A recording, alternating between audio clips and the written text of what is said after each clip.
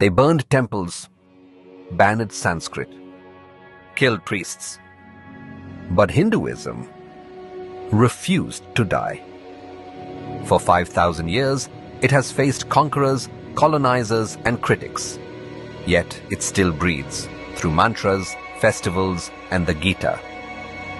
This is the story of how Hinduism survived 5 invasions and why it still thrives today. 6th century BCE, the Persian Achaemenids conquered the northwest of ancient India, now modern-day Pakistan. They brought new languages, customs, and governors. But the Vedic tradition didn't collapse. It absorbed and adapted. Yajnas continued. Sanskrit thrived. Dharma remained unshaken. This was the first test. Could Hinduism survive without borders? The answer, yes. Alexander the Great crossed the Indus. His armies met fierce resistance and deep thinkers. Greek philosophers were stunned by Indian sages, the gymnosophists. They didn't destroy temples, they debated ideas. And when the Greeks left, Indian thought influenced them more than they influenced India. The Upanishads outlasted Aristotle in this land.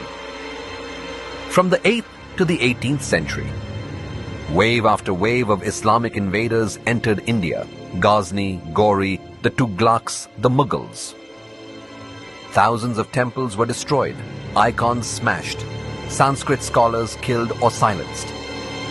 Sanskrit schools vanished, gurukuls turned to ashes, the sacred thread was outlawed in some regions.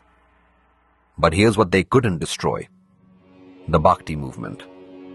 While kings fought, saints like Mirabai, Tulsidas, and Kabir took Hinduism to the streets in local languages through poems and songs. Ramnam Satyahai became the people's chant, not just a priest's verse. They tried to silence Sanskrit, but they awakened devotion in the people's tongue. Then came the British. They didn't destroy temples with swords, they used schools.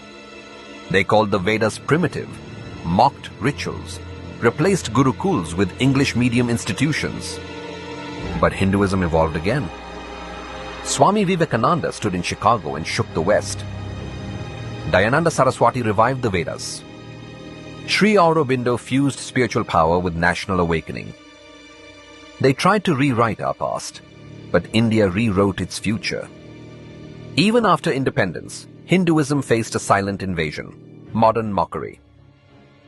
Temples were called superstition, Sanskrit dismissed as dead, Dharma ridiculed in elite circles.